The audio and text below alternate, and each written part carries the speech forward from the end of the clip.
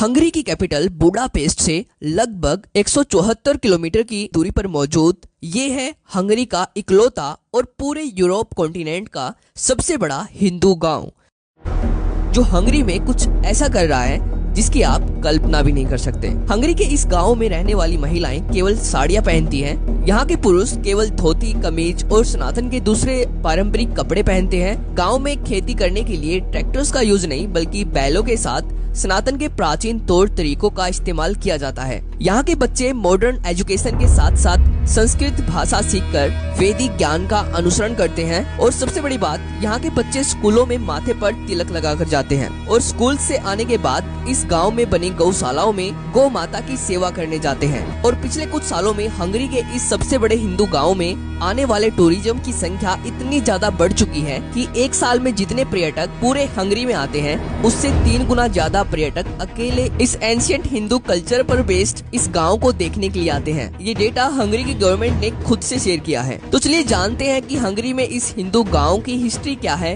कैसे आज ये गांव हंगरी में इतना ज्यादा ट्रेंड कर रहा है, इसको किसने और क्यों बनाया, और जानेंगे कि कैसे यूरोपियन कंट्रीज में धीरे धीरे सनातन के एंशिएंट कल्चर की डिमांड बढ़ती जा रही है, जिससे इन देशों में सनातन के लिए एक बड़ी अपॉर्चुनिटी इंतजार कर रही है। तो इस वीडियो को पूरा जरूर देखना, बहुत सारी नई चीजों के बारे में आपको पता चलने वाला है। और अगर आपको ये वीडियो इम्पोर्टेंट लगती है तो वीडियो को लाइक करके इसको अपने रिलेटिव्स के साथ शेयर कर देना, जिससे इस वीडियो की रीच बढ़े और वीडियो ज्यादा से ज्यादा ऑडियंस तक पहुंचे। तो चलिए देखते हैं।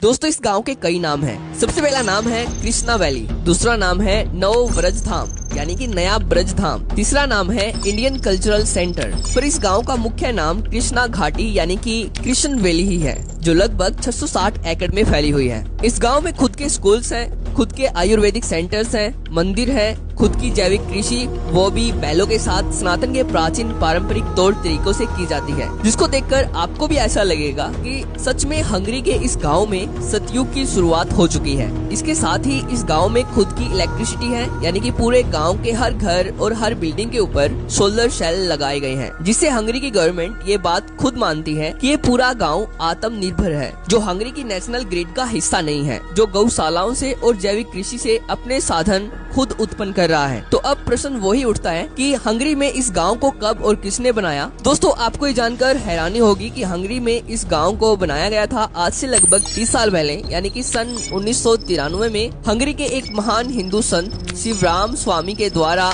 हंगरी में इस गांव की स्थापना की गई थी। और शिवराम स्वामी के निस्वार्थ भावना से किए गए सनातन के प्रति महान कामों को बताना शायद ही मेरे लिए इस वीडियो में पॉसिबल हो, क्योंकि अगर मैं इस महान संत के द्वारा किए गए सभी कामों को इस वीडियो में बताने लग जाऊं तो ये वीडियो 1 घंटे से ऊपर चली जाएगी। दोस्तों, शिवराम स्वामी का जन्म सन 1949 में हंगरी की कैपिटल बुडापेस्ट में हुआ था, और तब ये सनातन धर्म से दूर दूर तक कोई संबंध नहीं रखते थे। पर जब ये सन 1980 में लंदन आए तब इन्होंने भगवत गीता से प्रेरित होकर इस्कॉन को ज्वाइन किया और इस्कॉन के माध्यम से सनातन धर्म अपनाया और अपना सब कुछ छोड़ सनातन में एक साधु का जीवन अपना लिया और अपना सिंपल लिविंग और हाई थिंकिंग का मोटो बनाया, जो सनातन के वेदों से इंस्पायर्ड है। और इनको भगवत गीता इतनी ज्यादा पसंद आई कि हंगेरियन लैंग्वेज में भगवत गीता को ट्रांसलेट करने का पूरा क्रेडिट भी इन्हीं को दिया जाता है, जिसको पढ़कर बहुत सारे हंगरी के लोग सनातन धर्म अपना पाए हैं और इस हिंदू वैदिक गाँव में रहने के लिए प्रेरित हुए हैं, जिसके कारण साल 2009 में शिवराम स्वामी के कामों से खुश होकर हंगरी के उच्च शिक्षा और विज्ञान के तत्कालीन राज्य सचिव कैरोली मनहर्ज के द्वारा इनको हंगरी गणराज्य के गोल्ड क्रॉस ऑफ मेरिट से सम्मानित किया गया, जो हंगरी में दूसरा सबसे बड़ा पुरस्कार है। यह पुरस्कार शिवराम स्वामी के उत्कृष्ट और मूल्यवान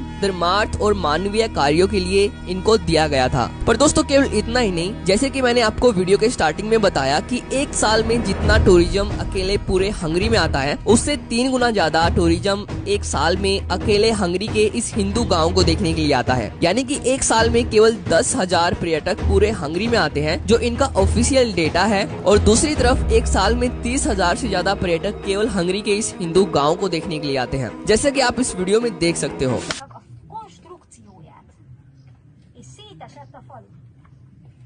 Mi veszettél belőle akkor?